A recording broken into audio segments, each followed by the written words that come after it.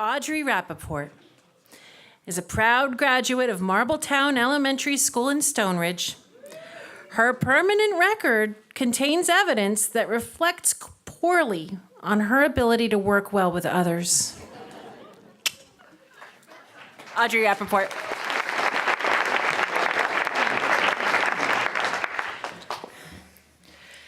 Yet again, I'm trying to decide which is more work, staying in a relationship or leaving it.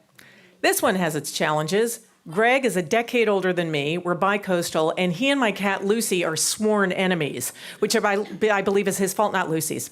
Greg is living with me in LA for the summer, but the plan is for me to move to New York that September and take up residence with him.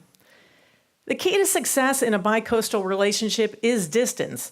Just when things are crashing, one of us flees to the opposite side of the country. I hit the reset button, smoke weed anytime I goddamn please, and bask in the comfortable amnesia of a few weeks off. But now, facing a life-altering cross-country move, I have to confront my doubts head on. Or we could go to couples therapy. Dr. Steve fits all my criteria. He takes Greg's insurance.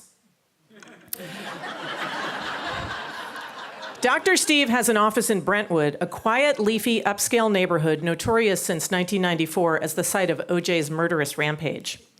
Dr. Steve has the most comforting pair of brown wingtip shoes. I find I can speak my truth when I focus on those shoes.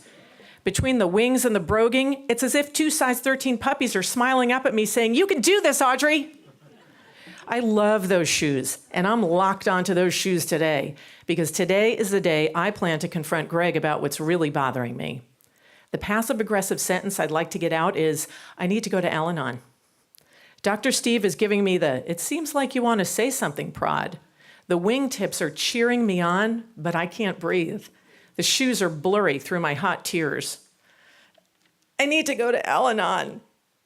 The silence goes on forever.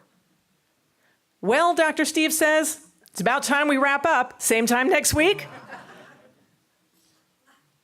That weekend, Greg and I go for a bike ride at the beach. As we approach the pier, none other than Dr. Steve appears, happily pedaling his beach cruiser in our direction. Hiding behind sunglasses, we can pretend we know each other from spin class or the laundromat. We all pull over to marvel at the coincidence. Instinctively, I look down at Dr. Steve's feet. He's not wearing wingtips. He's wearing sandals. His feet are white and boxy. His toes are hairy and meaty. These things are absolutely Flintstonian. I have to count the toes twice to make sure they're not actual cartoon feet. Greg and Dr. Steve start chatting about tire pressure. That foot without a wingtip is like a metaphor for this relationship. I look down at my feet.